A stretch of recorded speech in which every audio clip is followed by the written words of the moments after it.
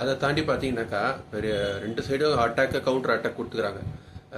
திமுக தான் இது வரைக்கும் பெரிய லெவலில் பேசுவாங்க, பெரிய லெவலில் அந்த மாதிரி சட்டசபையிலலாம் அவங்க தான் ஜொலிப்பாங்கன்ற மாதிரிலாம் பெரிய பேச்சு இருக்கும் ஒரு காலத்தில். அவங்கள அடிச்சுக்கிறதுக்கு ஆள் இல்லை, சட்டசபை எதிர்கட்சி ஆகட்டும் ஆளுங்கட்சி ஆகட்டும் அடிச்சுக்கிறதுக்கு ஆள் இல்லைன்னுவாங்க.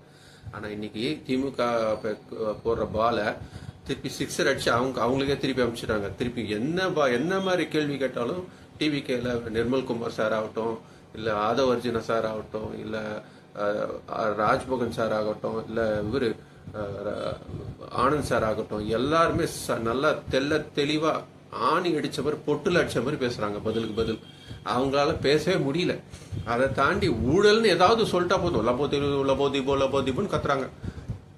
அதே சட்டசபையில தான் இவர் இருக்கிறாரு, எடப்பாடி இருக்கிறாங்க, மற்ற கட்சியில எல்லாம் இருக்காங்க. ஊழல் சொன்னாலே போதும் கத்துறது. இன்னைக்கு பாக்குற ராஜ்மோகன் சார் சொல்றாரு பைத்தியன்றது கையை வாங்கின்னு வருது, இந்த மாதிரிலாம் பண்றாங்களாம். இதெல்லாம் இன்னைக்கு எல்லாமே அவங்களோட வெட்ட வெளிச்சமா இப்ப எல்லாமே தெரியுது. இது வரைக்கும் காட்டல, ஒரு டீசென்சி காரணமா அவங்க பண்ணதெல்லாம் காட்டல. இன்னைக்கு எதுவும் சட்டசபையில் அவங்க கத்துறதான் கேட்குது நம்மளுக்கு. நிர்மல்குமார் சார் அதான் சொல்லிட்டாரு, இன்னைக்கு நாங்க பேசுறதையும் போடுங்க, அவங்க கத்துறதையும் ஒரு சைடுல போடுங்கன்ட்டாரு. அப்ப தெரிஞ்சிடும்ல யார் யார் என்ன லட்சணம்னு தெரிஞ்சிடும்ல.